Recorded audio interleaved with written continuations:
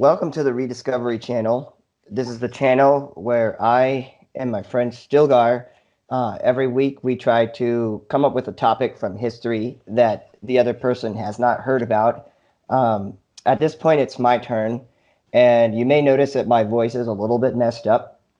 I'm struggling with a cold right now, but the way I see it is that my voice doesn't really sound that good under normal conditions anyways, so therefore I'll do this video in spite of it. So today is my turn, and I've got to ask Stilgar, have you heard of um, Mohenjo-Daro? Mohenjo. Sorry, what was the last name? Mohenjo-Daro. Ha, you're saying last name, so that means you haven't heard about it. No. Okay. Yeah, it's actually refers to a civilization, which Okay. All yeah, right. Yeah. it refers to a civilization which is sometimes called um, the Harappan culture. And it's also sometimes referred to as the Indus Valley civilization. And none of those names are what these people actually called themselves. In fact, we don't know a single word in their language or what their language even was, because there's no translation for the written text that these people have. So, do you think, now that I've said this, can you probably guess where it is? Oh, there's no translation for the written text, Not a single thing. We don't have a single name of a place or person or but we religious entity, but nothing. but we do have written texts available. That's right. Uh, are they in South America somewhere or Middle America? No, it's actually centered around the Indus River Valley, which today it overlaps between Pakistan and India. Okay. And the Indus Valley civilization is kind of interesting because it's one of the world's oldest civilizations, which was kind of came into being around the same time as like Egypt and Sumer and China. So it's one of the world's original civilizations. But there's no translation for the written language that they have, even though they've left behind a lot of artifacts with the script on it. So I first heard about this civilization when I think I was in high school. Yes, I just graduated, and it was in an article from National Geographic that was issued in the year 2000, volume 197, number 6, just in case anybody's interested. So uh, I decided to revisit this topic after so long, and it turns out that today we don't actually know that much more about these people than they did back then. And one of the things they said in the National Geographic article is that the Indus civilization appears to spring into being fully grown. So it's, all of a sudden this complete civilization is there. And these people, they had planned cities that were laid out like a grid. And they had running water, a closed sewer system, and flushing toilets. Oh. And yeah, they're Did they they migrate from somewhere else, or is that why they just came into existence out of nowhere, or well, obviously, you know, they they don't know, right? Yeah. they were the first people there in that region. They were the native people. Okay. So, I mean, where does humanity start? Like, I believe that humanity starts in the Middle East, like the Bible says. But I know other people believe Africa and other places. But it suffices to say that these people were the first people in this region, and there was no precursor culture to them. So,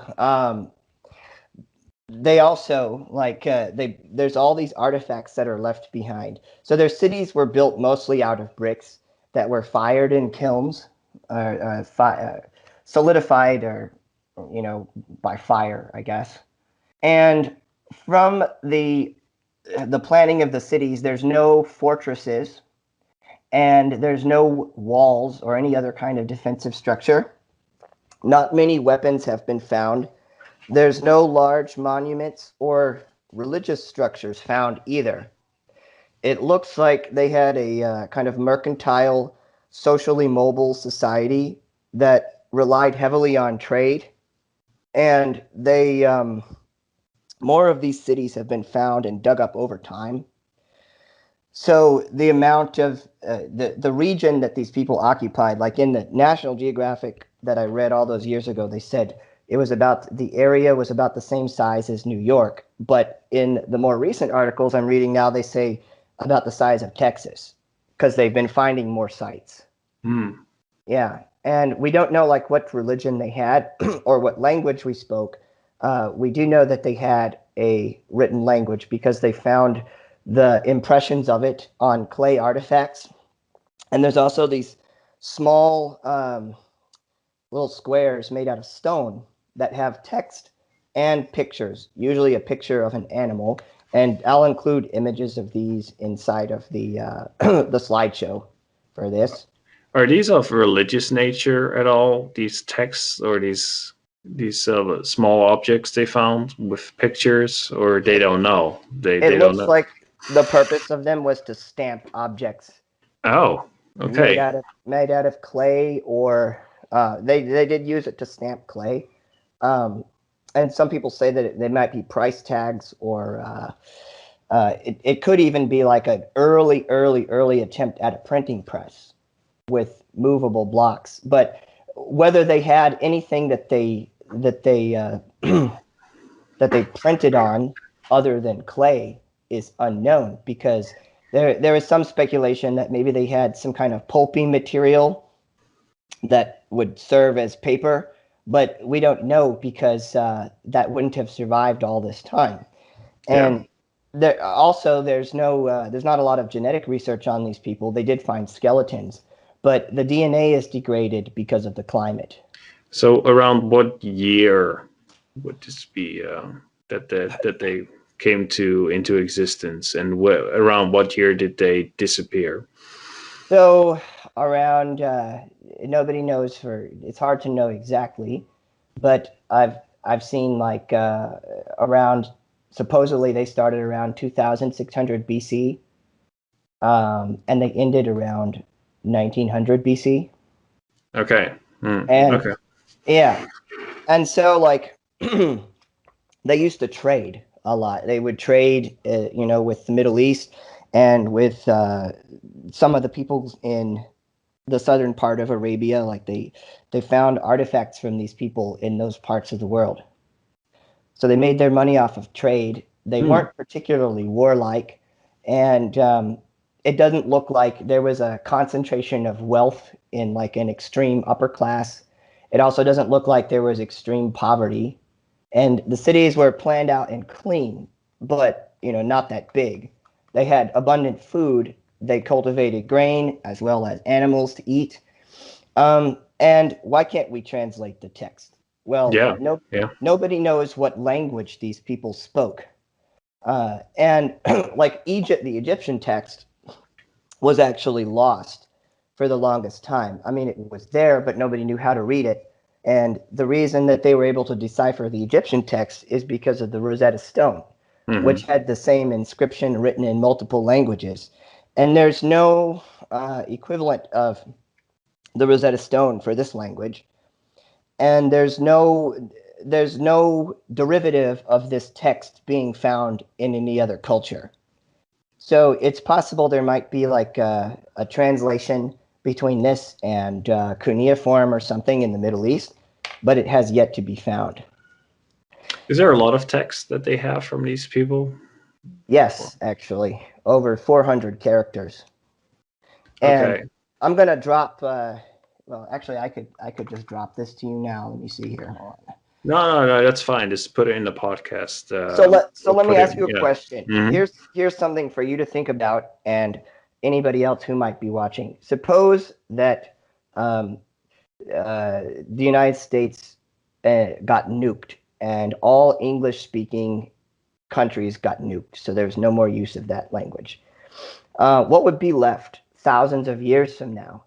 Well, the stuff that decays the slowest is stone and glass. And well, stone would be the slowest.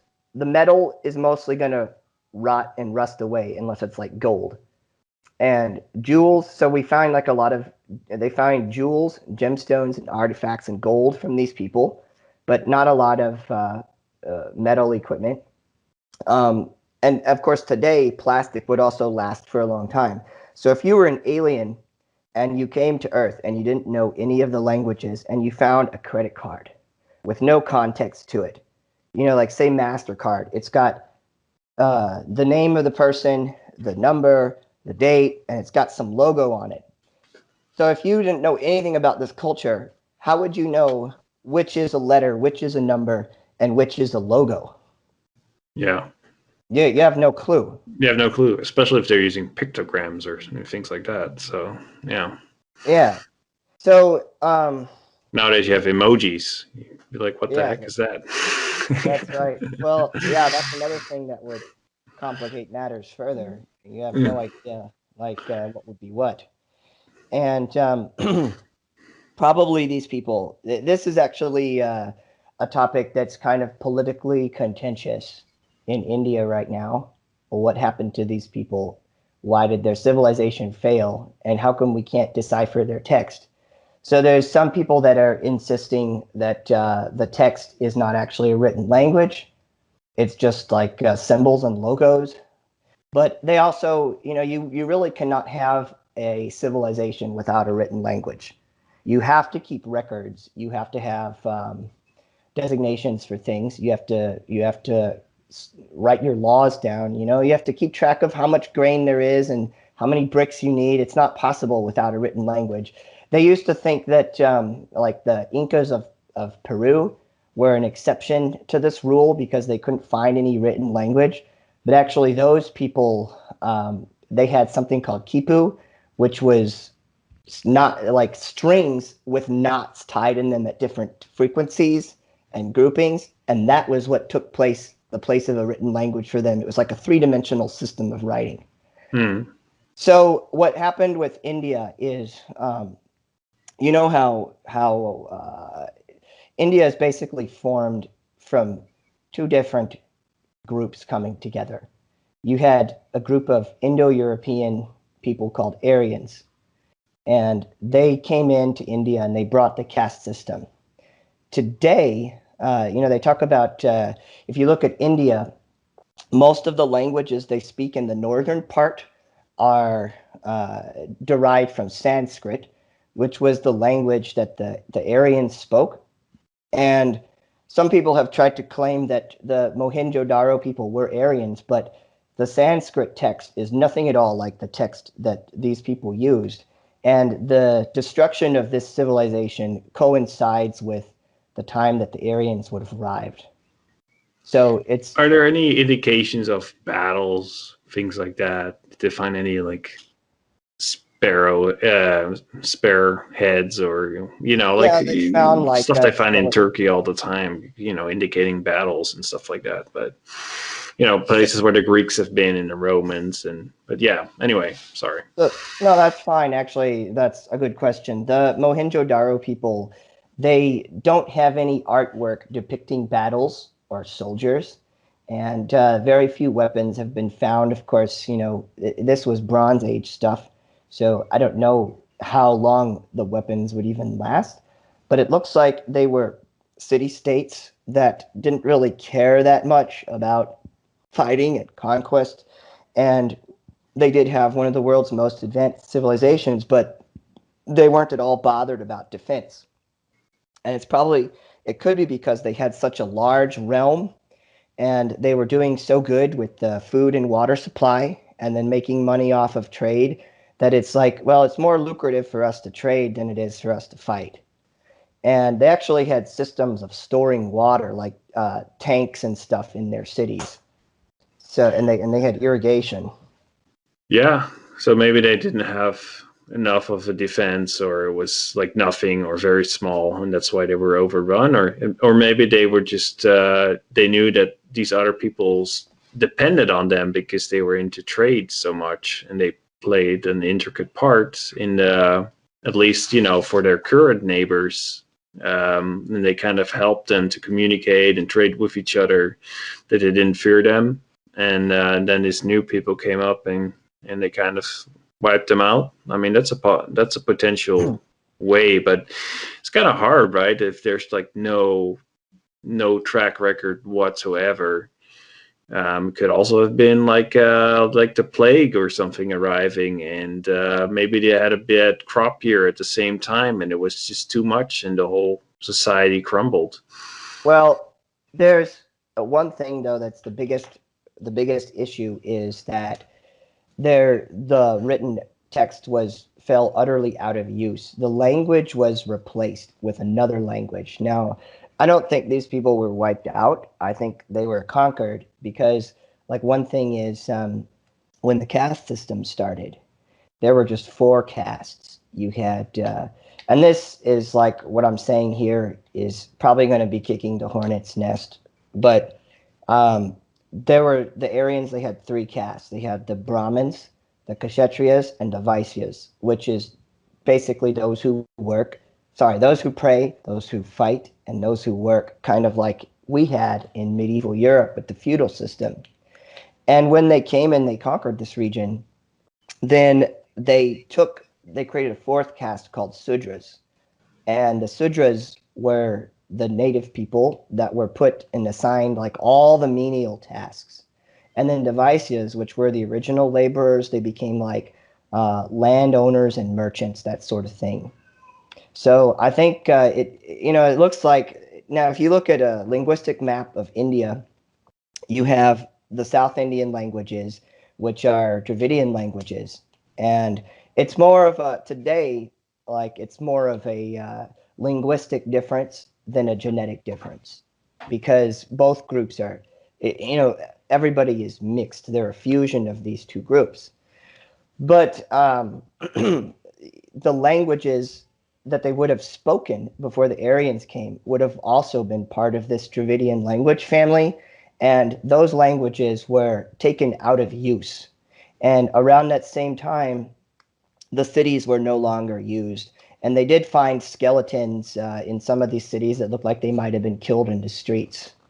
So it's one thing I've observed from history is that the culture, when different cultures fight and clash, it's not always the culture that's the most advanced technologically which survives or wins. It's whoever has the most efficient war machine. So you have a lot of situations in history where barbarous groups are able to overcome and rule over the more advanced and civilized groups. And usually when this happens, there's a dark age that follows, and that looks to be the case here. And as far as Dravidian languages go, there's a pocket of people in Pakistan that still speak a Dravidian language. They still got like their a derivative of their ancient ancestral language. So I'm wondering if maybe that might not be helpful, but maybe not, because the Dravidian languages and that they speak in India today, they have their own different writing texts even, and it also looks different from Mohenjo-Daro. So until they find something like the equivalent of a Rosetta Stone, then probably we'll never decipher this language and know like what the full history of these people was.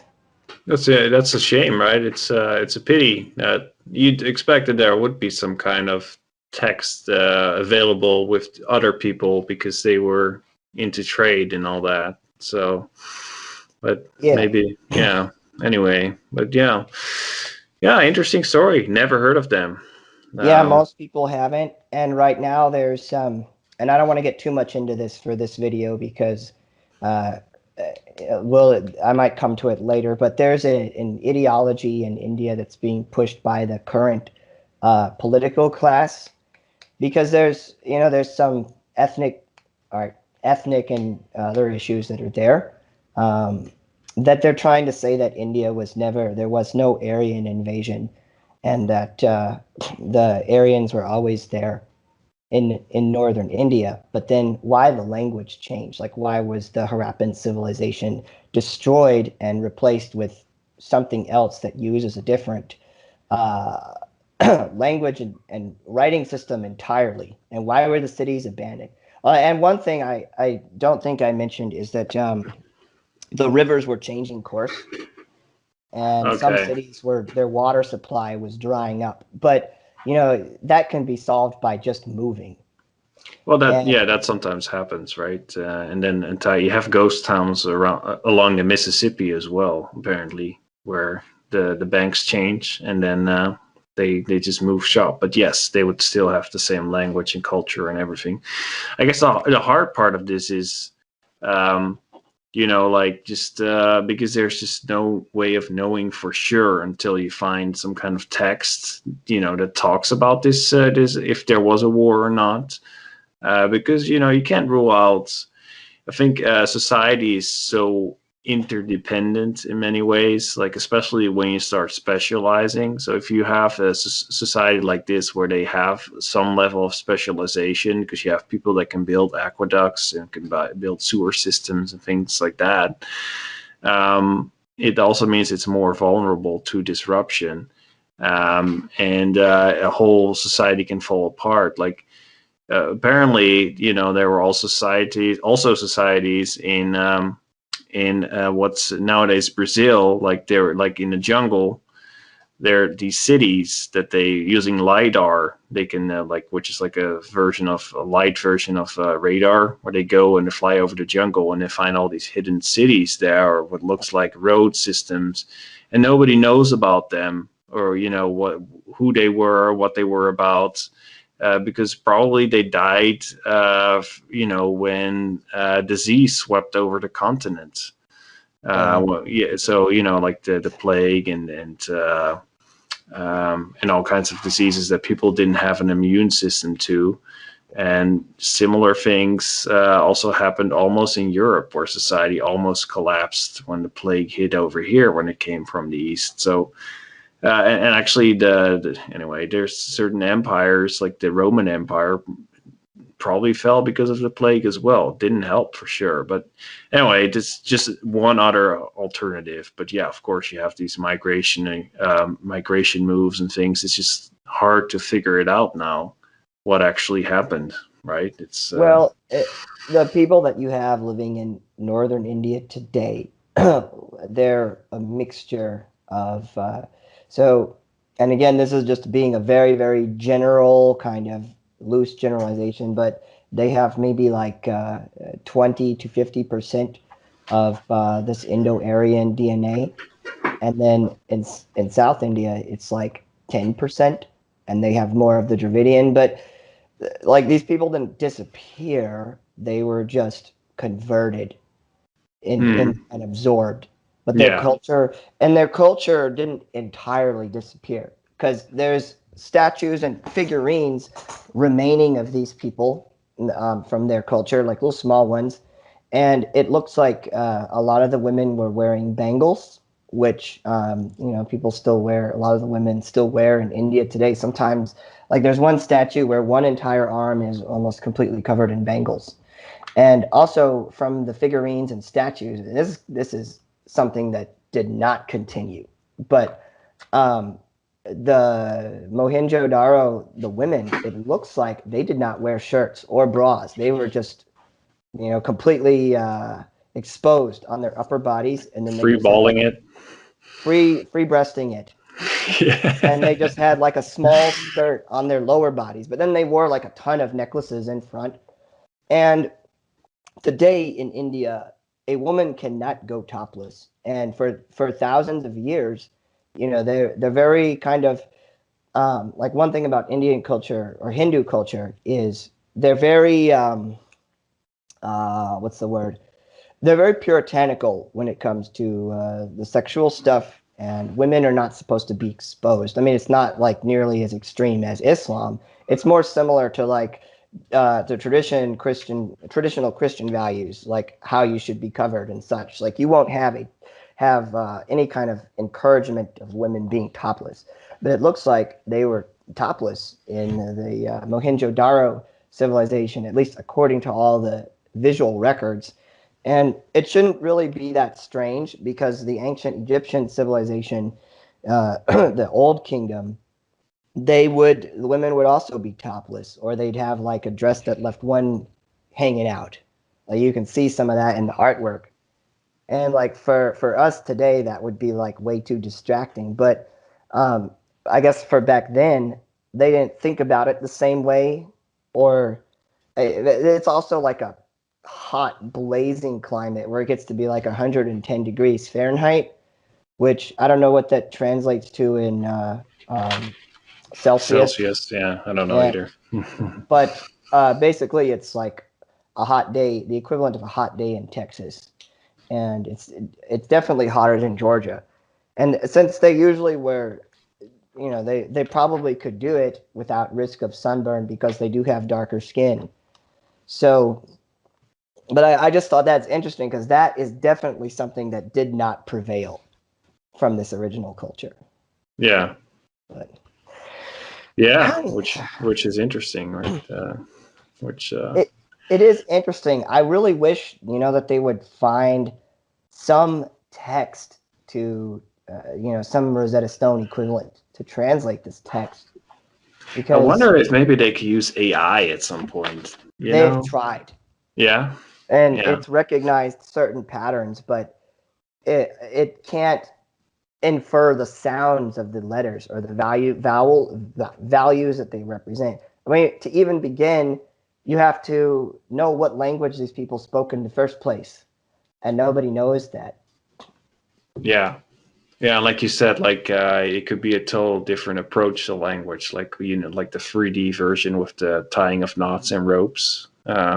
Like maybe they're just spelling out certain sounds using words. I think there are languages like that as well. I heard about it recently, where you just like you write fish, but it's just like you use the ish, and then you use sheep and you combine the two, it becomes sheepish, something like that, but it's not sheep or fish. It's like, anyway, I don't know.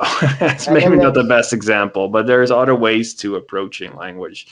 So it's probably really hard to figure out. But anyway, it would be cool if they found out some way to do it using AI or some kind of future technology, or if they find a text, I guess, that has the both. Yeah. the AI that they've applied to it. They found out like the AI is indicating that it is a written language and not a series of logos, Okay. and it's taking inventory of stuff like how many characters they are, what order they appear in, if this character follows that character. But you don't know, like if you didn't know English or any other Latin Latin derived writing system, you wouldn't know what's a letter, what's a number, what's a punctuation mark, what's a an accent mark, nothing.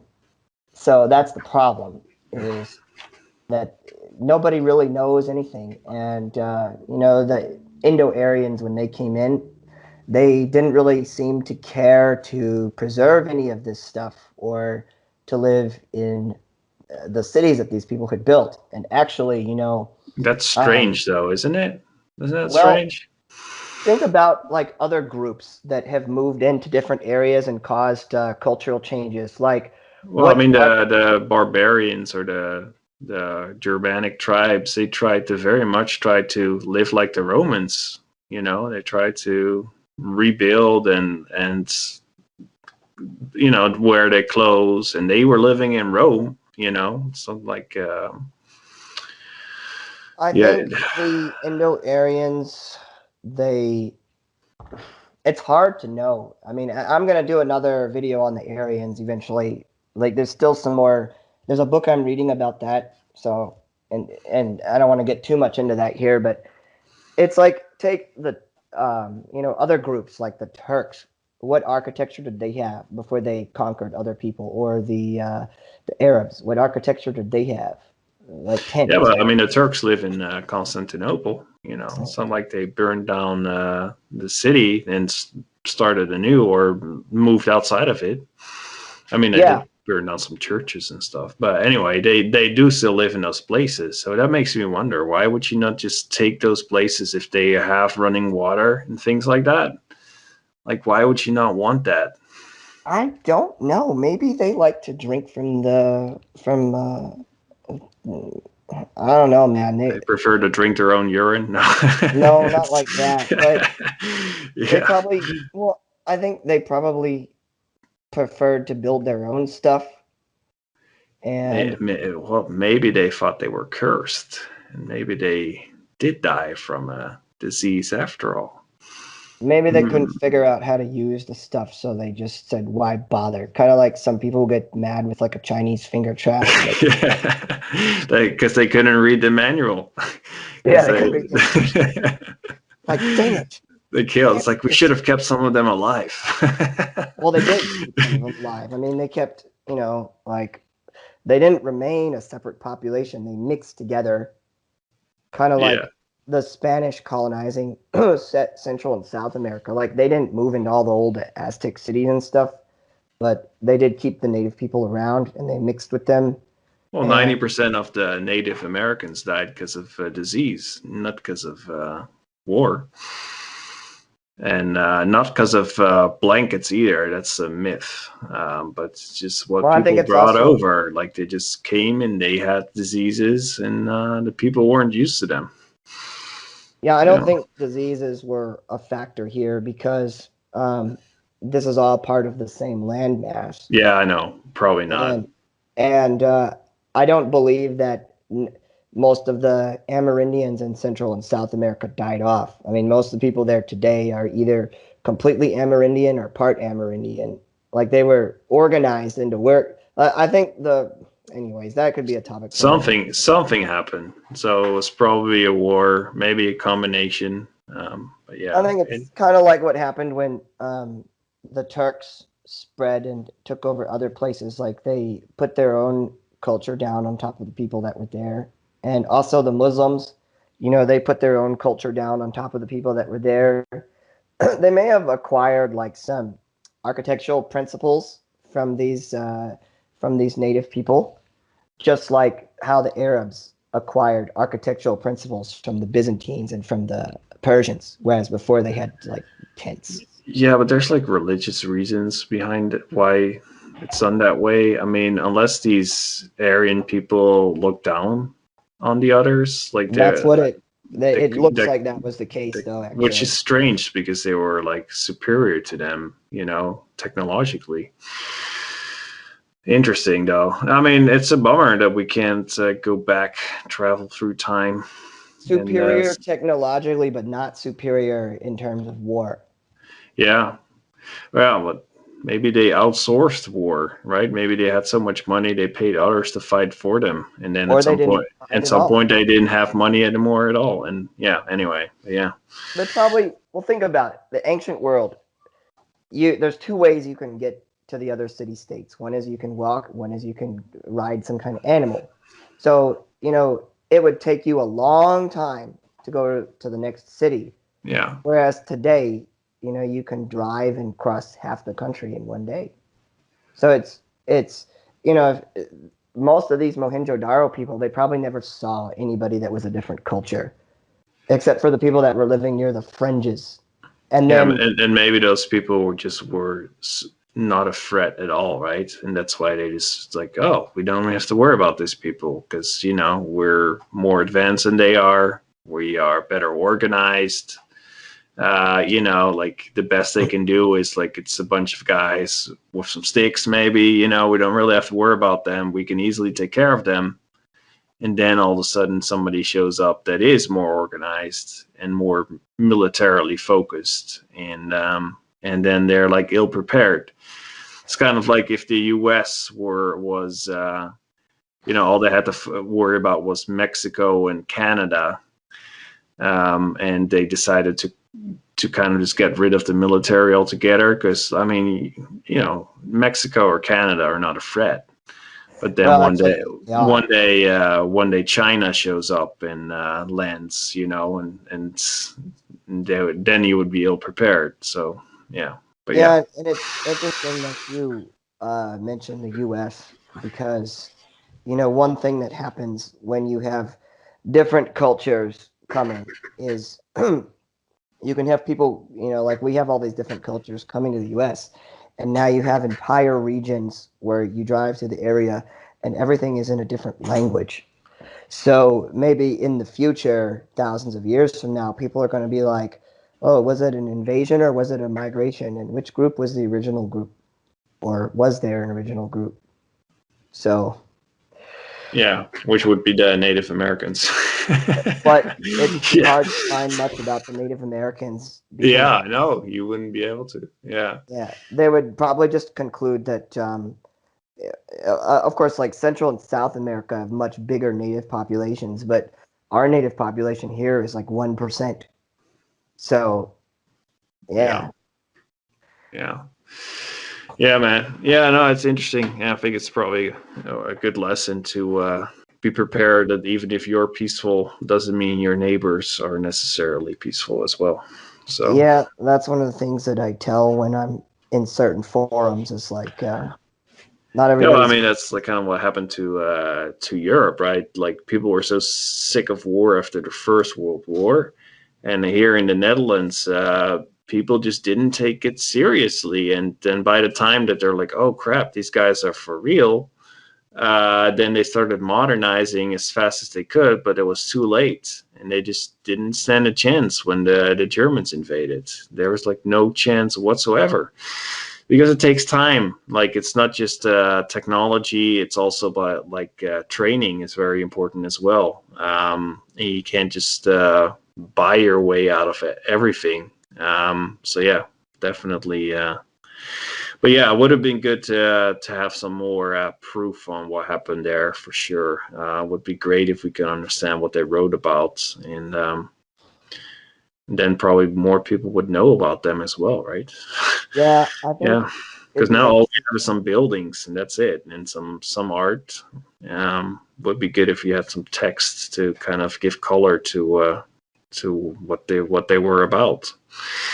And also, unfortunately, like some of the sites have been degraded and ripped apart because like people salvaged bricks from there at later times for different building projects.